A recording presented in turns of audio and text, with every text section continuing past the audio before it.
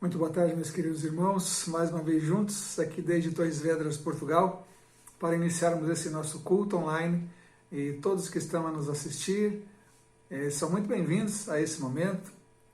Queremos partilhar convosco um pouco da Palavra de Deus, vamos ter um momento de louvor, vamos ter oração também, e que seja um tempo de crescimento para todos nós. Somos muito gratos ao Senhor pelas nossas vidas, por tudo que Ele já tem feito por nós, e que o Senhor então esteja no controle e no comando desse tempo que passaremos juntos aqui desde Portugal. Vamos orar? Pai amado, nós queremos te dar graças, porque sabemos que Tu tens todo o poder sobre nós, Tu tens, ó Deus, amor para conosco, Tu cuidas de nós a cada dia, e por isso nós te louvamos e agradecemos, Pai. Senhor, mesmo nos momentos mais difíceis, Pai Santo, nós podemos sentir a Tua santa presença, a Tua amável presença conosco, Senhor Deus. E nós te damos graças por isso, e pedimos que Tu abençoes a todos os irmãos que estão conosco neste momento, e que depois também assistirão a esse vídeo. Abençoa essas vidas, ó Deus, com o Teu poder, que Tu possas usar de maneiras, ó Pai, a transformar essas vidas, ou as nossas vidas, conforme a Tua vontade, Pai. Que Teu Espírito Santo esteja a atuar profundamente em cada um de nós, que Tu abençoes o nosso trabalho cá em Torres Vedras, que Tu abençoes os irmãos que têm estado conosco nesse projeto de plantação dessa igreja aqui nessa cidade, que Tu realmente possas fazer, ó Deus, com que o trabalho avance, ó Deus, de maneira firme, de maneira sustentável, ó Pai, que realmente nós possamos ver em breve uma grande igreja nessa cidade, para a Tua honra e para a Tua glória. E que Tu agora então possas nos abençoar com esse tempo, que Teu Espírito possa falar aos nossos corações. Nós queremos isso, estamos abertos a isso, e que Tu então possas efetuar a Tua obra nas nossas vidas nesse momento. Te louvamos, enfim, por todas as bênçãos que Tens nos concedido, e oramos assim, então, em nome do Senhor Jesus. Amém, Senhor Deus. Na sequência, nós vamos agora ter o nosso momento de louvor.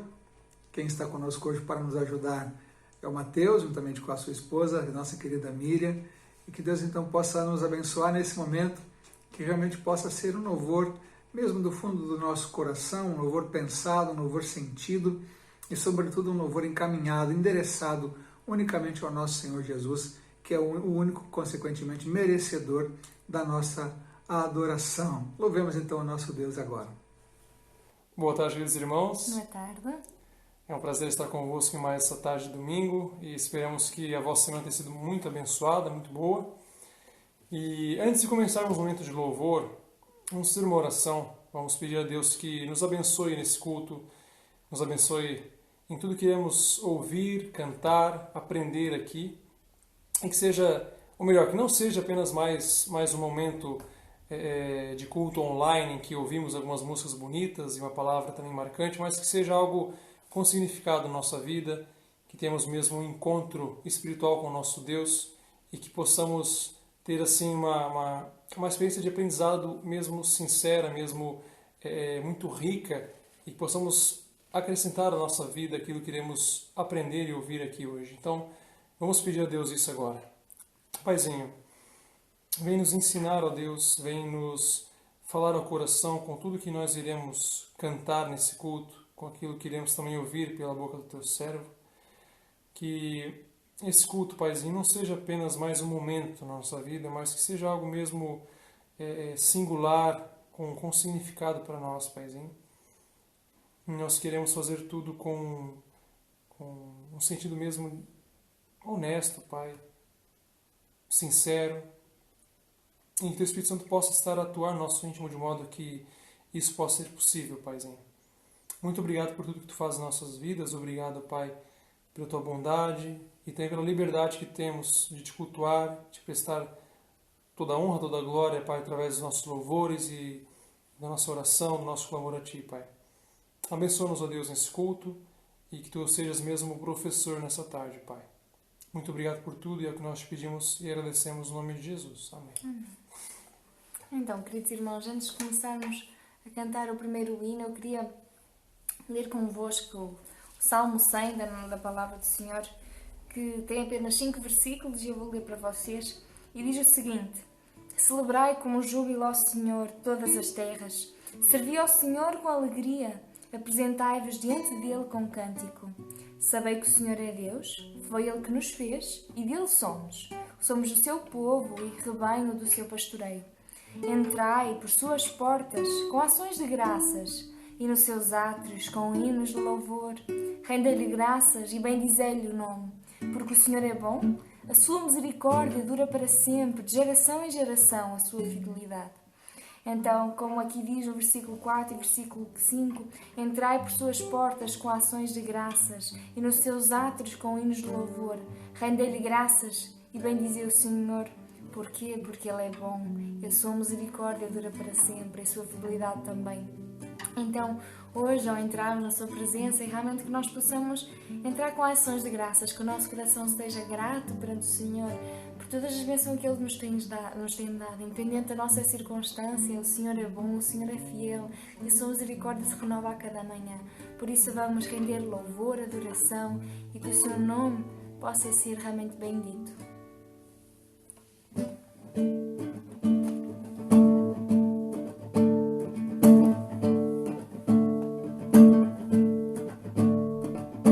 Entra com ações de graça nos seus átrios com louvor, na sua presença com gozo, canta grande e forte é o seu nome, louva-o ao som do trompete, com a dulce e harpa também, que toda a criação da terra e céu canta para o Senhor com o coração, porque Deus é bom, porque Deus é bom, porque Deus é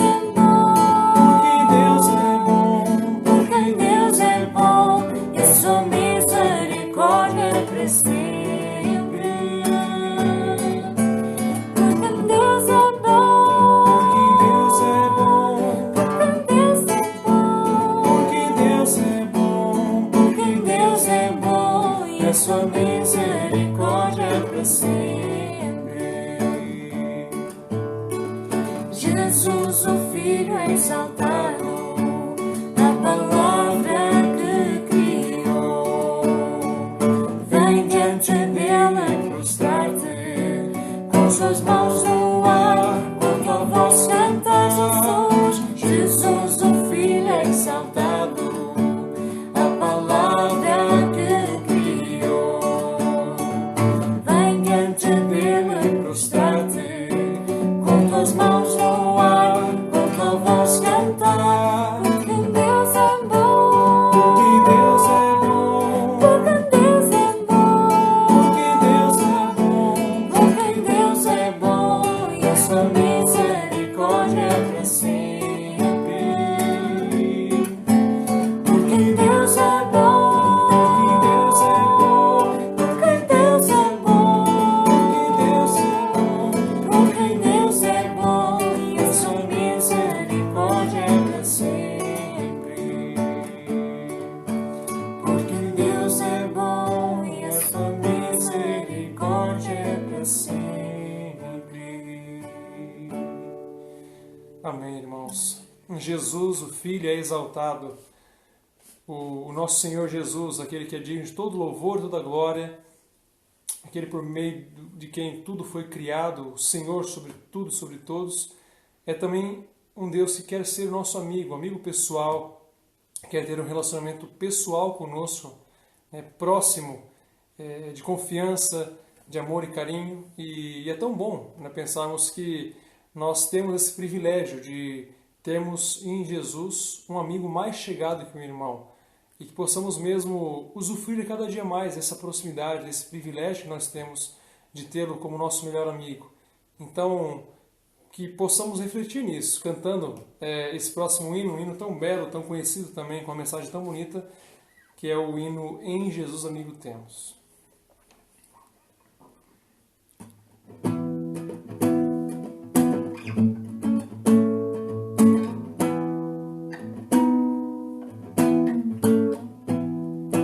Em Jesus amigo temos, mais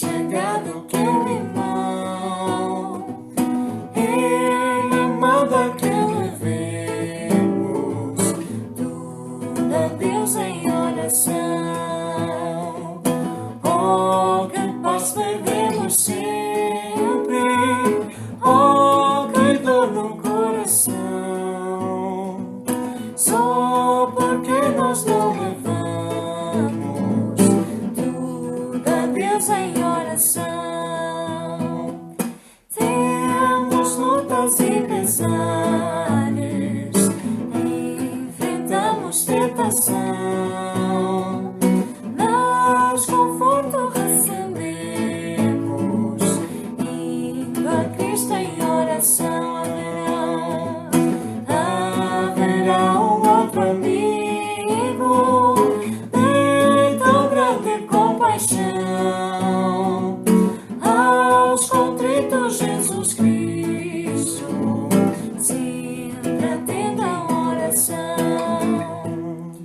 E se nós desfalecermos, Cristo estende-nos a mão, pois é sempre a nossa força e refúgio em oração. Se este mundo nos despreza, Cristo dá consolação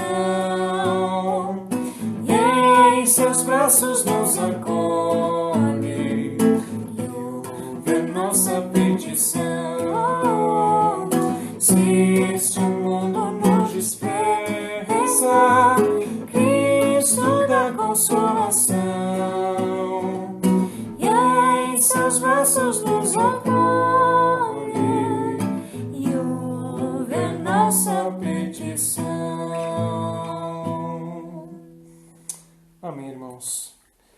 Vamos então encerrar esse momento de louvor cantando a música que fala do nosso desejo de pedir ao nosso Deus que nos renove a cada dia, que possamos também pensar, né, naquilo que queremos que Ele mude em nossos corações, no nosso dia a dia, na nossa vida, e que possamos agora também refletir naquilo que nós temos feito que não o agrada e que possamos mesmo confessar nossos pecados, que possamos mesmo refletir em como queremos abandonar essas ações e sim fazer sempre aquilo que agrada ao nosso Deus, não é?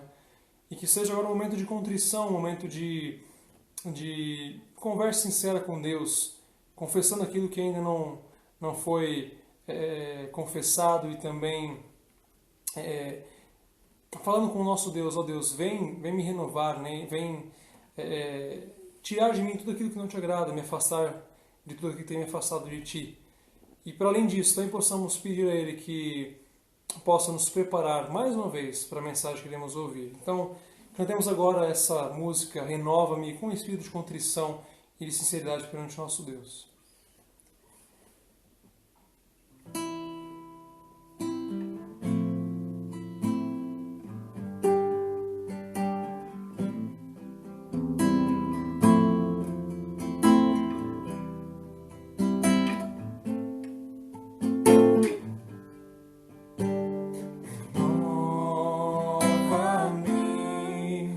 Senhor Jesus, já não quero ser igual. Renova-me, Senhor Jesus, põe em mim teu coração.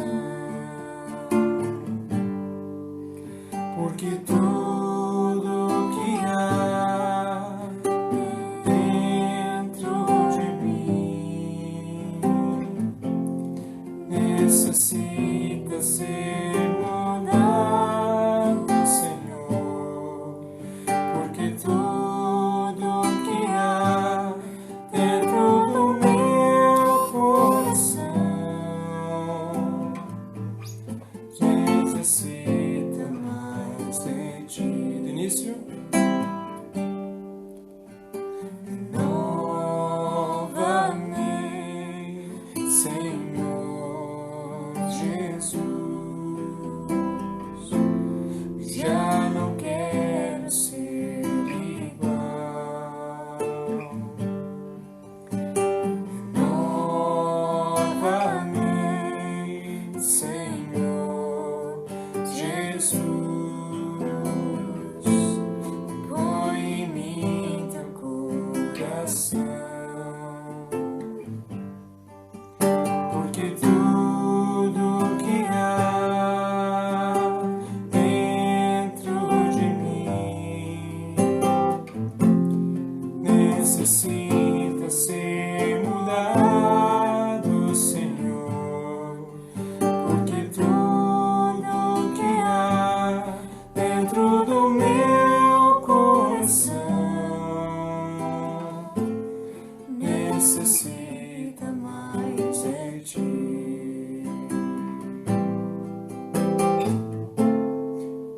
necessita mais de ti.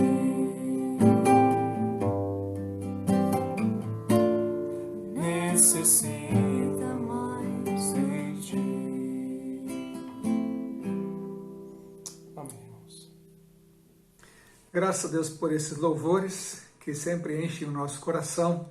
Mas como eu disse na minha oração, que ele tenha sido mesmo endereçado ao nosso Deus, ao nosso Senhor Jesus Cristo, que é o único merecedor de toda a nossa adoração, de todo o nosso louvor, honra e glória.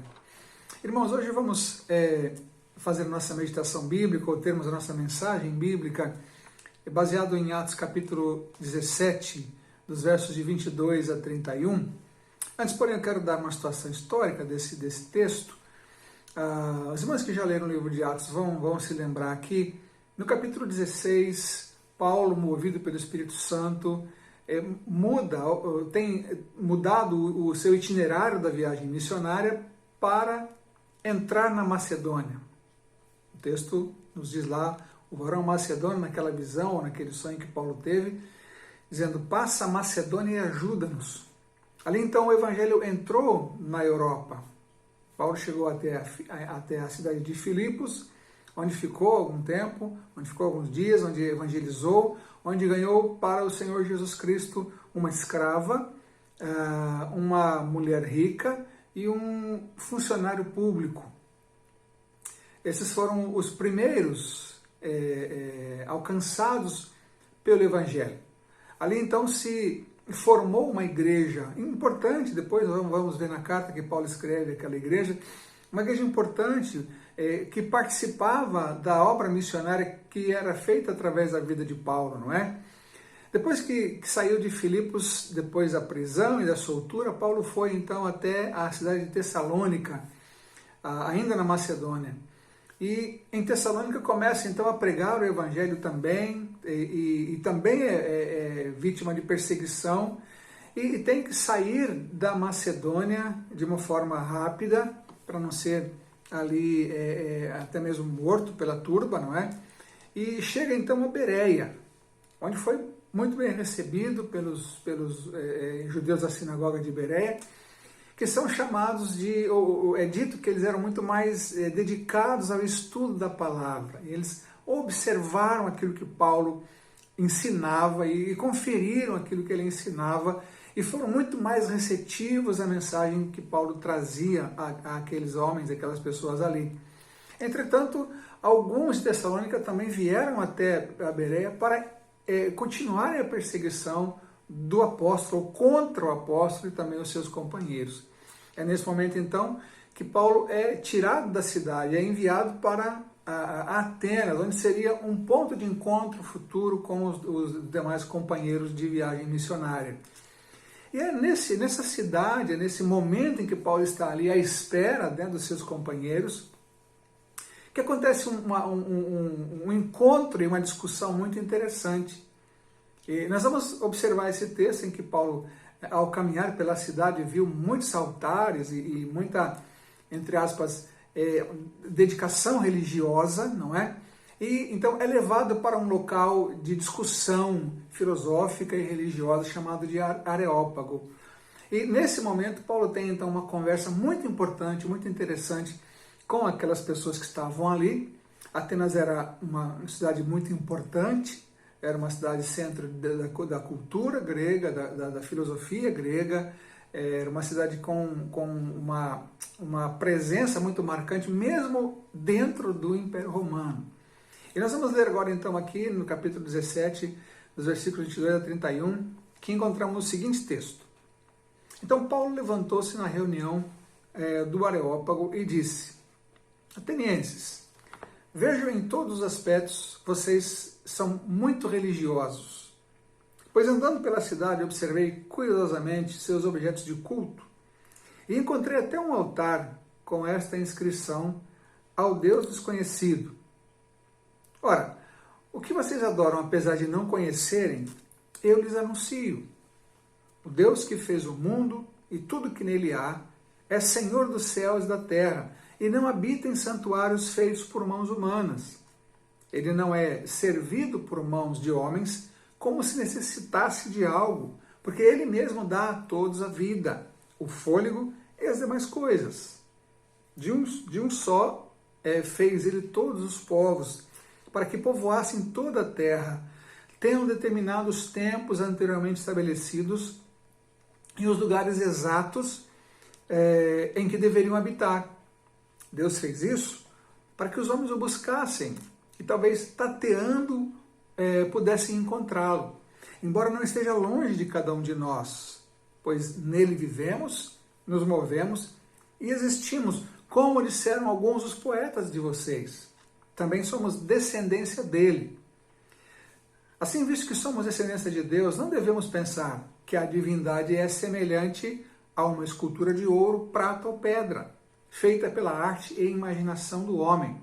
No passado, Deus não levou em conta essa ignorância, mas agora ordena que todos, em todo lugar, se arrependam, pois estabeleceu um dia em que há de julgar o mundo com justiça, por meio do homem que designou, e deu provas disso a todos, ressuscitando-os dentre os mortos. O texto bíblico depois fala que até esse ponto as pessoas o ouviram, não é? Mas quando ele falou então em ressurreição, muitos começaram a debochar dele e disseram, olha, sobre isso o ouviremos mais tarde, e muitas pessoas foram embora, porém o Areopagita, Dionísio, Damares e outras pessoas ali tiveram um encontro com o Senhor Jesus através dessa pregação do apóstolo Paulo, né? E nós vamos observar aqui algumas coisas importantes. As pessoas de Atenas queriam ouvir mais sobre o que Paulo falava. Ele foi chamado de um tagarela, né? um falador, porque estava a falar de Jesus pela cidade. Então ele foi levado a um local onde era mais ou menos um local apropriado para as discussões filosóficas, chamado Areópago. Alguns dizem que não era propriamente um local, mas uma reunião de pessoas, apesar de que o nome grego dá a impressão que fosse a coluna, a colina de Areos, aí Areospagos, não é? E esse Areos era o deus grego da guerra, e era ali então onde se faziam as reuniões judiciais do concílio da cidade. Paulo então está num lugar de grande importância na cidade de Atenas e com liberdade fala do Evangelho de Jesus Cristo. Isso é muito interessante, porque na conversão de Saulo, lá no capítulo 9 de Atos, é dito a Enéas, aquele que foi socorrê-lo, não é, acompanhá-lo, que ele seria alguém que levaria o nome de Jesus Cristo até diante dos reis, e de fato ele fez isso, e falou do Evangelho em lugares muito importantes, em lugares onde o Evangelho não era bem aceito, na verdade. Aliás, em todos os lugares onde o Evangelho foi pregado, inicialmente ele não foi bem recebido. Entretanto, o Espírito de Deus é que age no coração das pessoas e transforma a mente das pessoas, ou abre a mente das pessoas, para que elas possam perceber o Evangelho de Jesus Cristo. E Paulo fez isso aqui nessa cidade, né? Nesse local especificamente aqui. Mas eu quero pensar com os irmãos aqui sobre alguns pontos, e eu quero ressaltar aqui alguns pontos que certamente têm ligação com os nossos dias. Eu quero dizer com isso que o mesmo Evangelho que foi pregado naquela altura, naquele dia, lá em Atenas, por Paulo, é o mesmo que temos hoje, e o poder que esse evangelho que Paulo pregava é o mesmo, esse mesmo evangelho que temos hoje tem esse mesmo poder, é o poder de Deus para a salvação de todo aquele que crê. Então, temos algo muito poderoso nas nossas mãos, que é o evangelho transformador de Jesus Cristo, que é a apresentação do próprio Jesus Cristo. Mas vejam então, primeiro ponto a ressaltar, aquela cidade ou aquelas pessoas eram muito religiosas. Eu quero ressaltar a religiosidade. Paulo diz, no texto que lemos, que viu, né, que em todos os aspectos eles eram muito religiosos, pois andando pela cidade observei cuidadosamente seus objetos de culto e encontrei até um altar com esta inscrição, ao Deus desconhecido. A cidade era uma cidade pagã, muito religiosa, mas uma cidade pagã, isso quer dizer, não conhecia o Deus verdadeiro, não é? Não tinha nenhum conhecimento de Jesus Cristo. Apesar de toda a sua religiosidade, os atenienses eram, na realidade, completamente supersticiosos. Eles faltava o conhecimento do Deus verdadeiro. Paulo observou isso. Na verdade, estavam muito mais preocupados com as superficialidades da vida. Lá no versículo 21, Paulo diz que a fama dos atenienses é que eles estavam sempre buscando pelas novidades. Né? Sempre a busca, e não só eles, mas aqueles que viviam na cidade, estavam à busca das novidades. Então, preocupados com as superficialidades da vida, preocupados com o transitório. E vejam só, quando nós nos preocupamos muito com o transitório, nós não conseguimos perceber o Deus verdadeiro. As superficialidades e as transitoriedades nos tiram o foco do Deus verdadeiro. E Paulo disse que aquela cidade tinha essa marca. Eu imagino o que Paulo diria se ele andasse pelas ruas das nossas cidades hoje.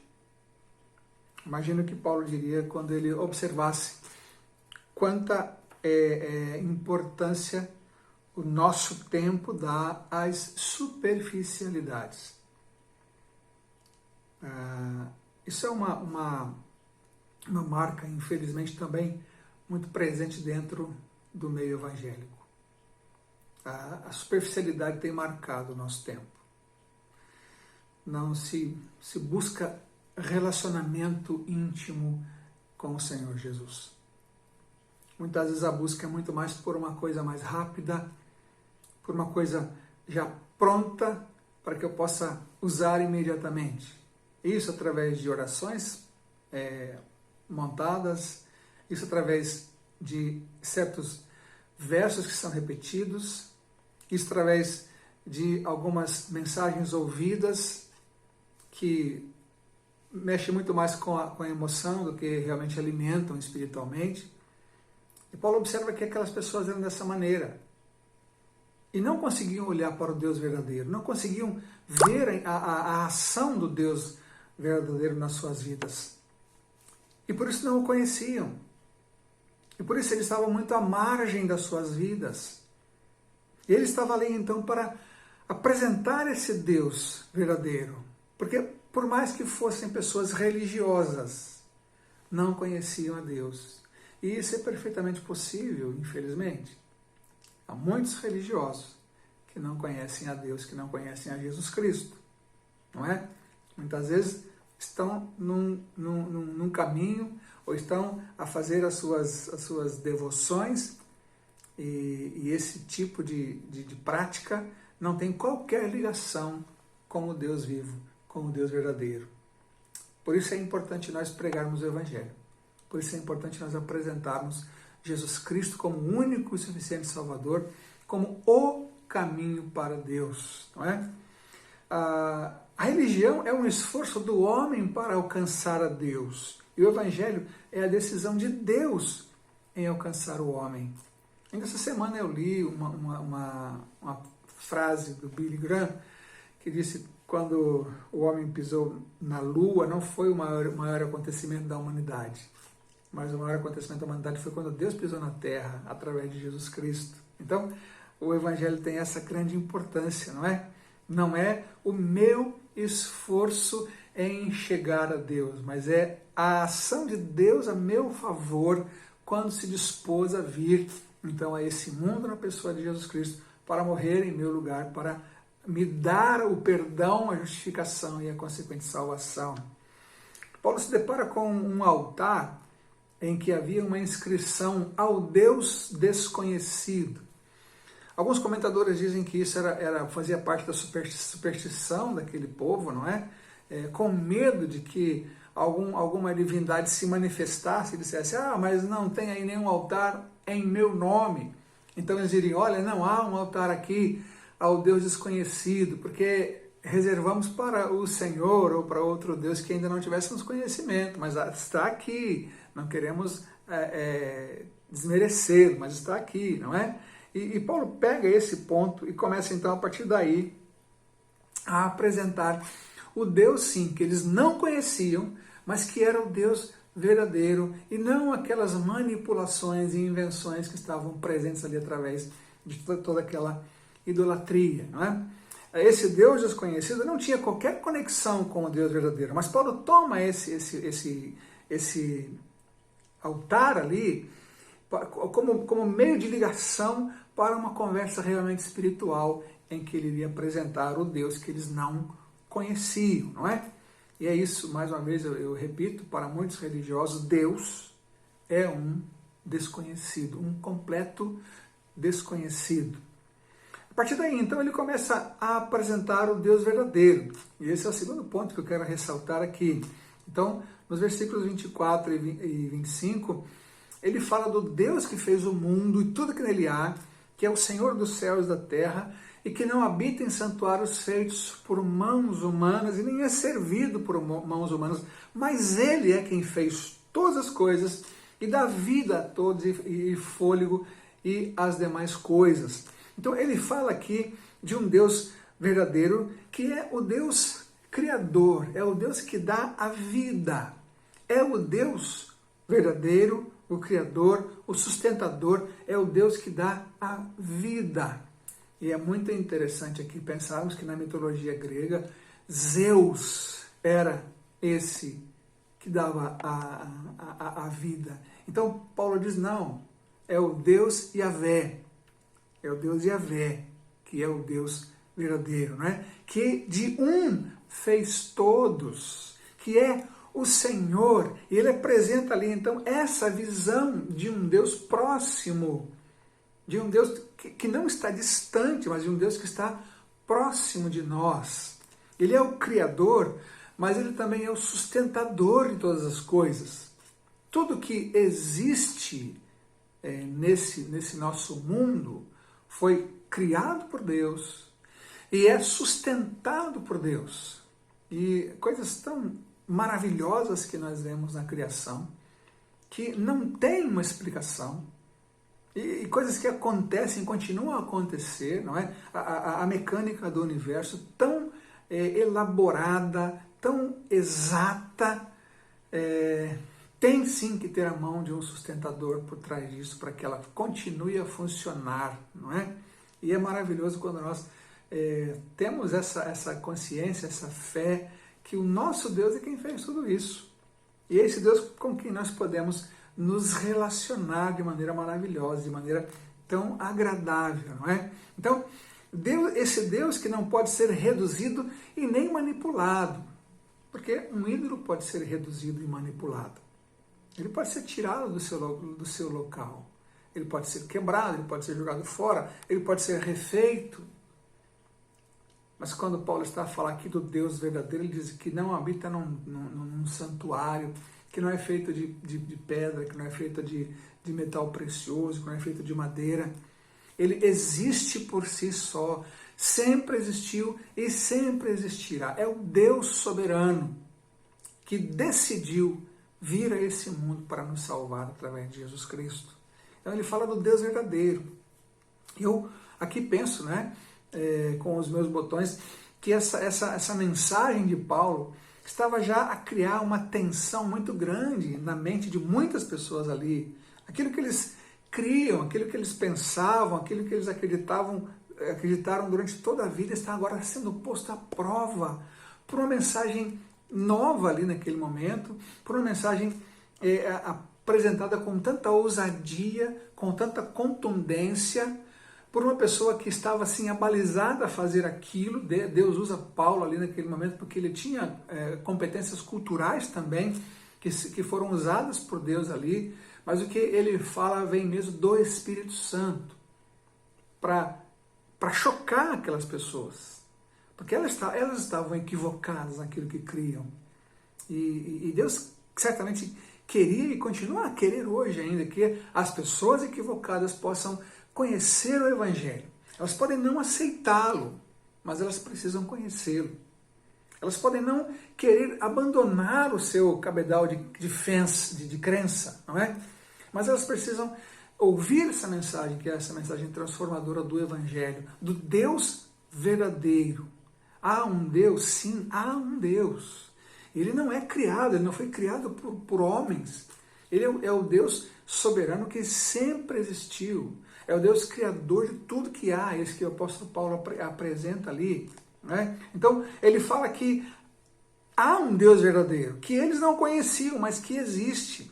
E fala também, e esse é o terceiro ponto que eu destaco, sobre a necessidade que há desse Deus. Então, no verso 27, Deus fez isso para que os homens o buscassem e talvez tateando pudessem encontrá-lo, embora não esteja longe de cada um de nós. Então, há uma necessidade intrínseca de Deus em cada um de nós. Não é? Todo agrupamento humano tem alguma expressão religiosa. E essa é a marca da necessidade, né, transcendental de ter um relacionamento com o Deus Criador. Que nem sempre é encontrado, que nem sempre é identificado. Mas está ali essa necessidade intrínseca do ser humano. Nós precisamos de Deus. E ele fala que, ainda que tateando o pudessem encontrar. Não é como alguém em trevas tentando achar um outro alguém e tateia. Não tem muitas definições, mas tateia, mas busca, né? E Deus, então, não está longe de cada um de nós. Quer dizer, ele pode ser encontrado. Paulo fala em Romanos 1 que diante da revelação natural de Deus, ninguém fica indesculpável perante Deus. Porque ele está a se manifestar na sua natureza. É claro que aí entra também aqui a tarefa missionária da Igreja de Jesus Cristo de anunciar o Evangelho, anunciar a revelação especial de Deus, para que a pessoa possa então chegar ao conhecimento salvador de Jesus Cristo. Não é? Salmo 145, 18 diz assim: o Senhor está perto de todos os que o invocam, de todos os que o invocam em verdade. Deus não é um Deus distante. Deus é um Deus perto. Próximo, desculpe. É interessante que até mesmo dois poetas gregos falaram isso, né? Epimênides e Arato falam aquilo que Paulo descreve aqui nos versículos 28 e 29. Né? Então diz assim: pois nele vivemos, nos movemos e existimos. E também, visto que somos descendência de Deus, também somos descendência dele. Essas duas frases que Paulo cita aqui nesse texto foram, né, são atribuídas a Epimênides e Arato. Aquilo que Jesus Cristo falou para os seus discípulos em algum momento, que se nós nos calássemos, se nós nos calarmos, até as próprias pedras clamarão. E é muito curioso isso, nós observamos ao longo da história que muitas vezes as pedras clamaram. Esses poetas, talvez sem ter um conhecimento de Deus, falaram da importância de buscá-lo. Certamente falando de alguma necessidade íntima, né? Pessoal, que o próprio Deus coloca em nós, para que possamos buscá-lo. E se ele coloca isso, ele está disponível também para atender essa necessidade. E como encontrá-lo? Versos 30 e 31. No passado Deus não levou em conta essa ignorância, mas agora ordena que todos em todo lugar se arrependam, através do arrependimento, primeiramente. E estabeleceu um dia em que há de julgar o mundo com justiça, por meio do homem que designou, e deu provas disso a todos, ressuscitando dentre os mortos. Então, primeiro, Deus deseja que todos sejam salvos. Sabemos que nem todos serão, a Bíblia diz isso, o Novo Testamento diz isso, não é? Infelizmente nem todos crerão, mas o que Paulo fala lá em 1 Timóteo 2,4 é que Deus quer que todos sejam salvos. E Jesus fala lá em Mateus 24,14 que esse evangelho do reino será pregado em testemunho a todas as gentes e então virá o fim. Certamente que esse evangelho vai ser anunciado para que as pessoas tenham a oportunidade de ter esse encontro com Jesus Cristo. Deus quer, e esse é o ponto principal, né, da conversão, o arrependimento das pessoas. O arrependimento é a base, é o início da conversão.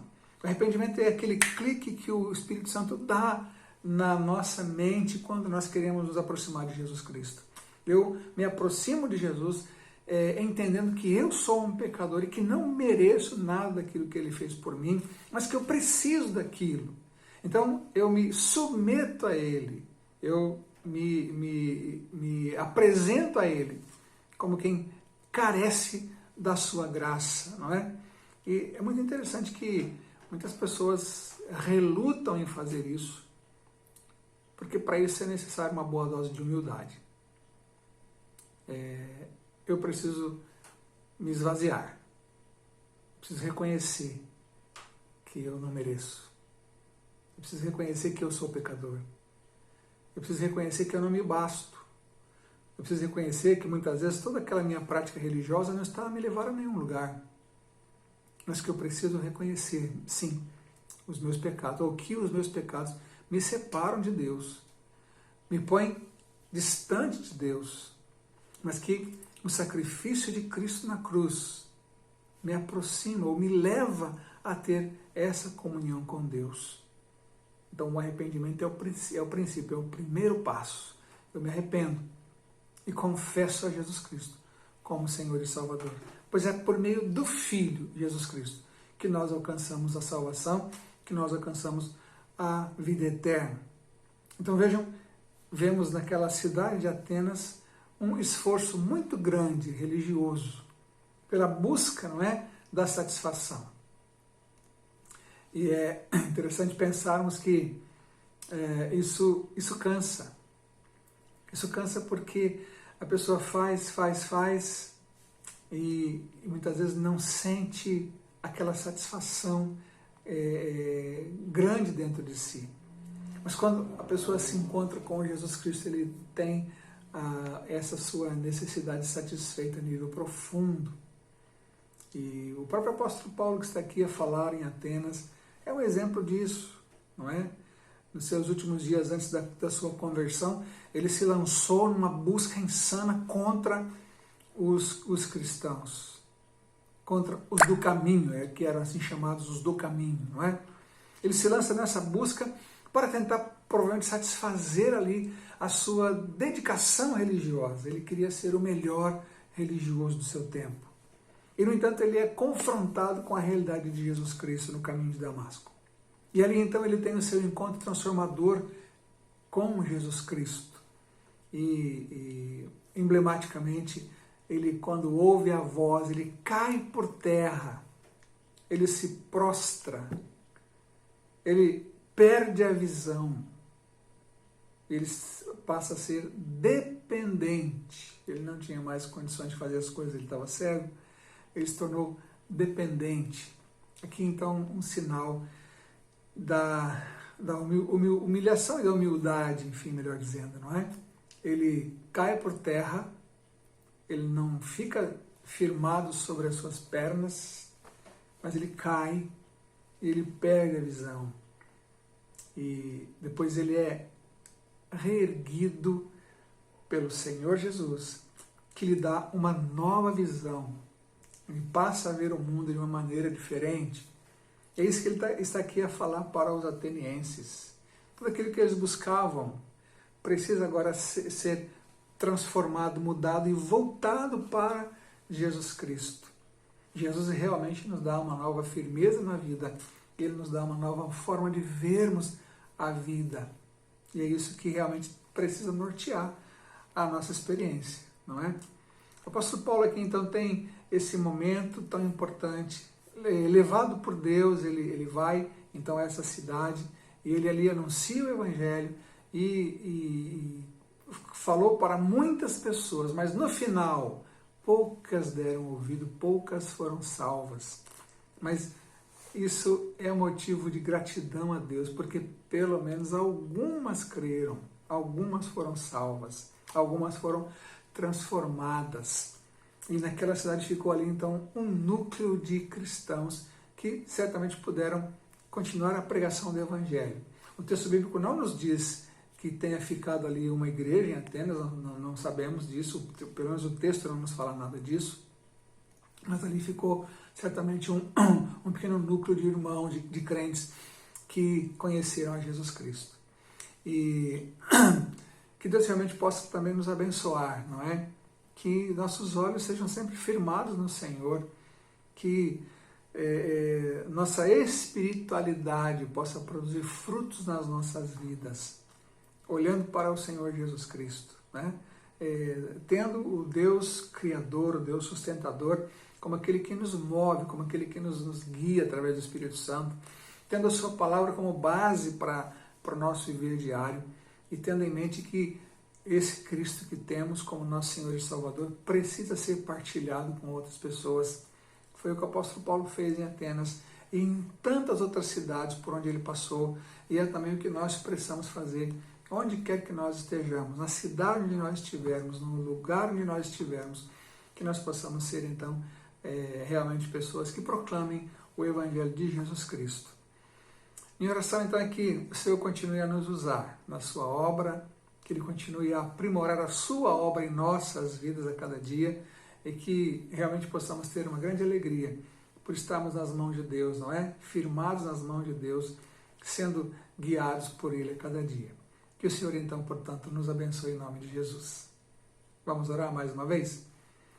Deus amado, muito obrigado, Pai, porque podemos abrir a Tua palavra e nela meditarmos, ó Deus, e sermos despertados pelo Senhor, sermos lembrados pelo Senhor, ó Deus, de coisas importantes para a nossa vida. Obrigado, Senhor, porque nós não precisamos ter uma vida de religiosidade, mas uma vida sim de comunhão e de compromisso, de uma vida com o Senhor, então, ó Deus, de uma maneira plena, Pai. Continua a abençoar os meus irmãos que estão a nos ouvir, aqueles que poderão ver também esse vídeo mais tarde, mas continua a fazer a Tua obra nas nossas vidas, Pai. Eu te peço assim, então, em nome do Senhor Jesus. Amém. Meus amados irmãos, minha gratidão a todos que nos acompanharam nesse momento, minha gratidão também a todos aqueles que têm orado pela minha recuperação. Como muitos já sabem, eu tive uma fratura no meu pé direito e estou a convalescer, e o Senhor tem abençoado, né? Graças a Deus. E essas coisas acontecem também, eu creio, para o Senhor nos ensinar, não é? Estava tudo a caminhar também antes desse acidente, e de uma hora para outra fico em possibilidade de fazer as coisas. É Deus dizendo, quem faz sou eu, não é? Apenas me acompanhe, é isso que eu tenho tentado fazer, é isso que eu quero que Deus me ensine a cada dia. Que Deus possa abençoar a sua vida em nome do Senhor Jesus, e que sejamos juntos também no nosso próximo encontro, no domingo que vem, às 18 horas, se Deus assim permitir. Um grande abraço, desde Torres Vedras, Portugal, e que Deus abençoe a todos em nome de Jesus. Amém.